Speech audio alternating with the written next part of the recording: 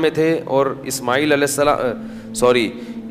السلام مکہ میں آباد ہوئے اور اسحاق علیہ السلام فلسطین میں، بیت المقدس پھر بعد میں آباد ہوا شام میں، ارض شام.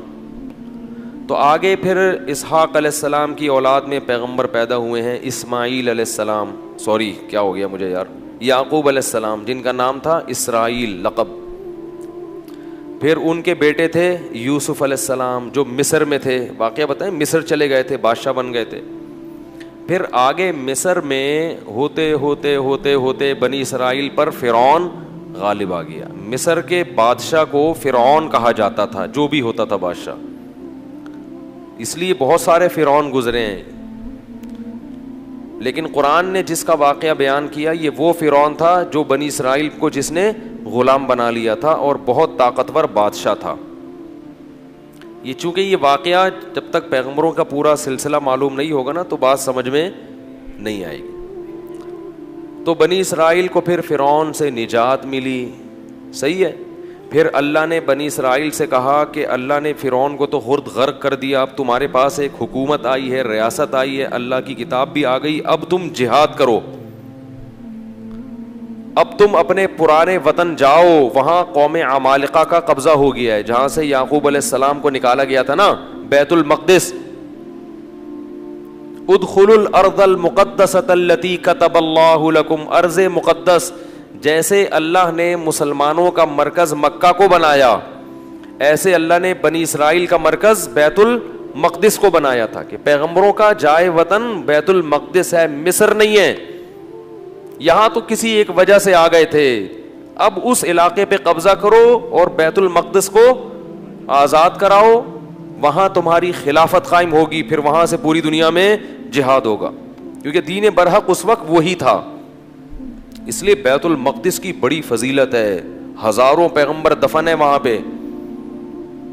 جتنے قرآن میں واقعات بیان ہوئے ہیں نا، 99% واقعات وہیں ہوئے ہیں شام میں. حضرت مریم کا بچے کی ولادت، عیسیٰ علیہ السلام کی تقریر، پھر موسیٰ علیہ السلام، زکریا علیہ السلام کا محراب میں کھڑے ہو کر اللہ سے اولاد کی دعائیں مانگنا، یہ سارے ادھر ہی ہوئے ہیں واقعات. یہ تاریخی واقعات ہیں. جو لوگ جاتے ہیں، اب تو بیت المقدس جا نہیں سکتے، بڑی زبردست جگہ ہے، اگر اللہ کسی کو توفیق دے تو وہ جائے ضرور، ان جگہوں کی زیارتیں کرے. تو وہاں پر کیا ہوا کہ بنی اسرائیل کو کہا گیا اب کچھ ہمت خود کرو اور ارض مقدس پہ قبضہ کرو. تو وہ کہنے لگے، وہ وہاں قوم تھی بڑی طاقتور، تو بنی اسرائیل نے کہا کہ بہت طاقتور لوگ ہیں، پہلے اپنے کسی بندے کو بھیجا، جا کے دیکھ کر آؤ، اگر کمزور سے ہے نا کانگڑی پہلوان تو پھر تو جا کے لڑیں گے، اگر پاورفل ہیں تو ہم نہیں لڑ رہے بھائی. حالانکہ پیغمبر جب جہاد کا حکم دے دیں تو پھر وہ جہاد فرض ہو جاتا ہے. تو مشہور واقعہ ہے، بنی اسرائیل نے کہا اذهب انت وربك فقاتلا انا هاهنا قاعدون، اے موسیٰ تو جا اور تیرا رب جا، دونوں جا کے لڑو، ہم یہیں بیٹھ کے پروگرام دیکھ رہے ہیں. قال رجلان من الذين يخافون، اللہ فرماتے ہیں ان میں دو فرد جو اللہ سے ڈرتے تھے، انعم اللہ علیہما، اور اللہ نے ان پر انعام بھی کیا تھا، وہ کہنے لگے کہ چلے جاؤ، فَإِذَا دَخَلْتُمُوهُ فَإِنَّكُمْ غَالِبُونَ، جب موسیٰ کلیم اللہ کہہ رہے ہیں تو اللہ یقیناً مدد کرے گا، جاؤ ہمت کرو، اللہ غلبہ دے گا. ہمارے حضرت فرمایا کرتے تھے کتنے مبارک ہوں گے یہ دو فرد جن کا اللہ نے قرآن میں تذکرہ کیا، اور اللہ گواہی دے رہا ہے کہ یہ دو انعام یافتہ لوگ تھے. کہہ رہے ہیں کہ بھائی پیغمبر کی مانو، اپنی عقل مت چلاؤ. وہ لیکن کہنے لگے نہیں بھائی ہمارے لیے بڑا مسئلہ ہے یار.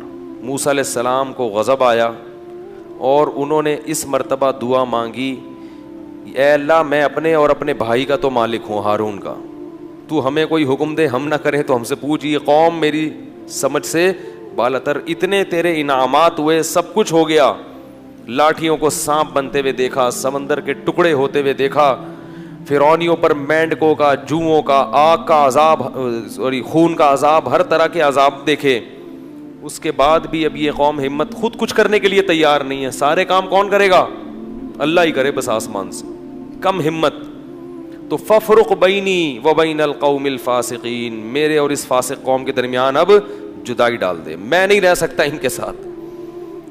بہرحال کچھ عرصہ موسیٰ علیہ الصلوۃ والسلام رہے وادی تیہ میں اس قوم کے ساتھ. اللہ نے کہا کہ اب یہ 40 سال تک یہ علاقہ فتح نہیں ہوگا, 40 سال تک نا یہ میدان میں گھومتے رہیں گے بس. تو وہیں موسیٰ علیہ السلام کا پھر انتقال ہو گیا اور آپ دنیا سے چلے گئے. پھر موسیٰ علیہ السلام کے بعد پھر دوسرے پیغمبر آئے اور ان پیغمبر نے بنی اسرائیل کو پھر حکم دیا. بنی اسرائیل خود کہنے لگے کہ ہمیں آپ جہاد کا حکم کیوں نہیں دیتے ہیں بھائی, ہم بھی کچھ علاقہ فتح کریں ٹھیک ہے, اور ہمیں ہمارے گھروں سے نکالا گیا اور ظلم کیا گیا.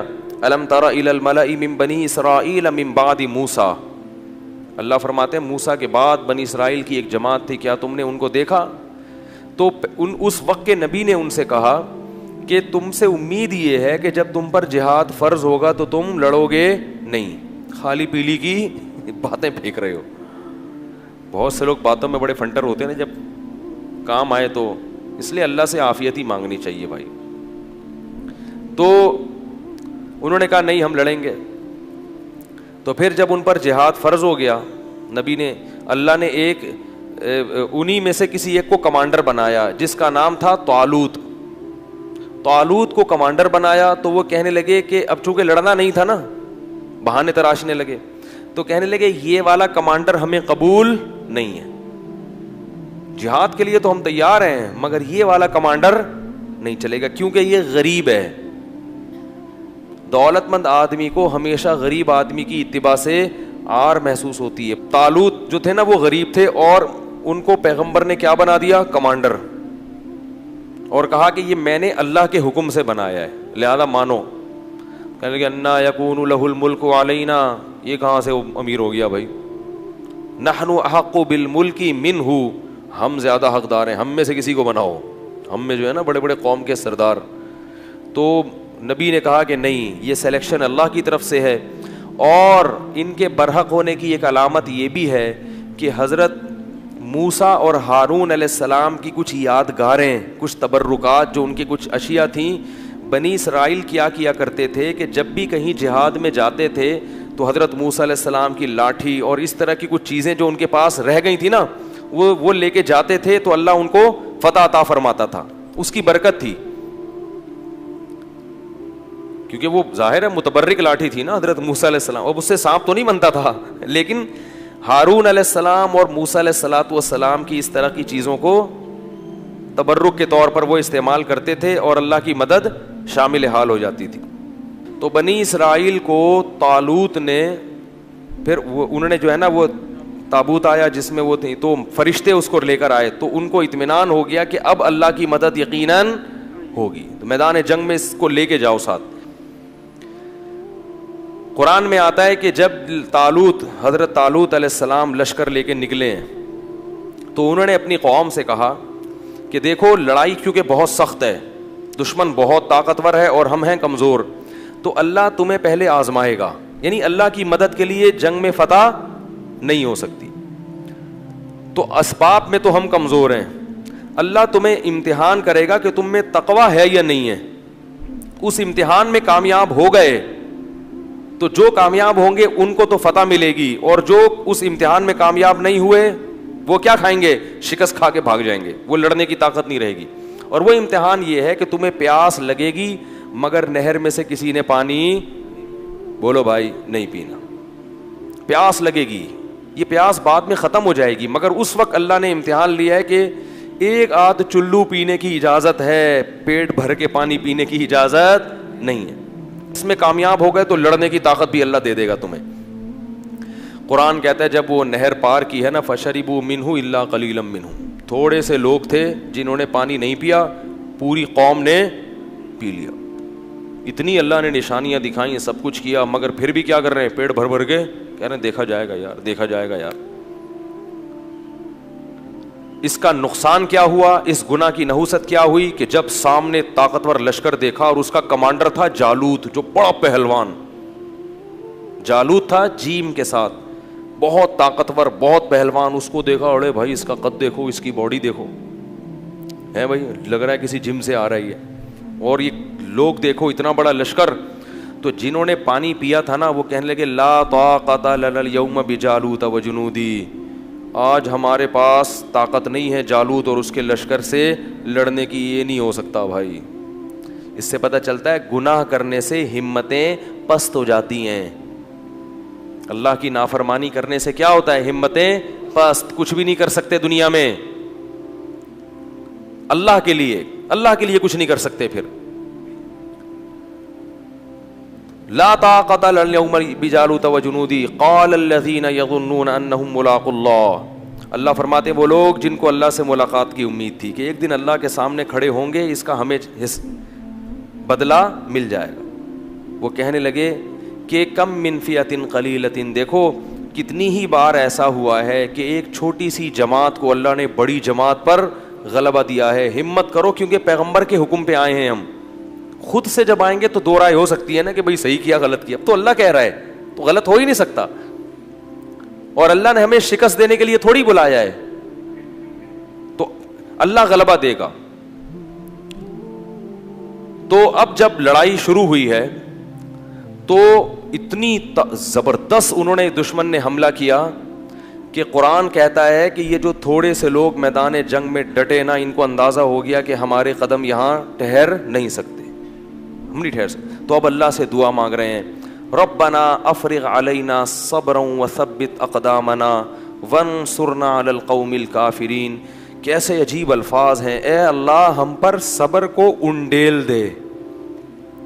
انڈیلنا کسے کہتے ہیں؟ جیسے بالٹیاں بھر بھر کے پانی کسی کے اوپر انڈے, ایک تو ہوتا ہے نا ڈالنا, یہ نہیں کہہ رہے اے اللہ ہمیں صبر کی توفیق دے دے, نا نا نا نا, صبر کی توفیق تو چھوٹے موٹے غموں میں ہوتی ہے. یہاں تھوڑا سا صبر نہیں چاہیے, بہت بہت مشکل ہے بھائی, لڑنا بہت مشکل ہے. تو کیا کر کے ہم پر صبر, افراغ عربی میں کہتے ہیں, پانی کہیں سے بھرا ہوا ہو نا برتن میں, وہ پورا آپ کیا کر رہے ہیں کسی کے اوپر ایسے الٹ دیں. ایسے اللہ بالٹیاں بھر بھر کے ہمارے اوپر صبر کو ڈال تو. وثبت اقدامنا, اور ہمارے قدموں کو یہاں پر جما دے, یہاں پہ اکھڑنے نہ پائیں. ہم تجھ سے دعا مانگتے ہیں.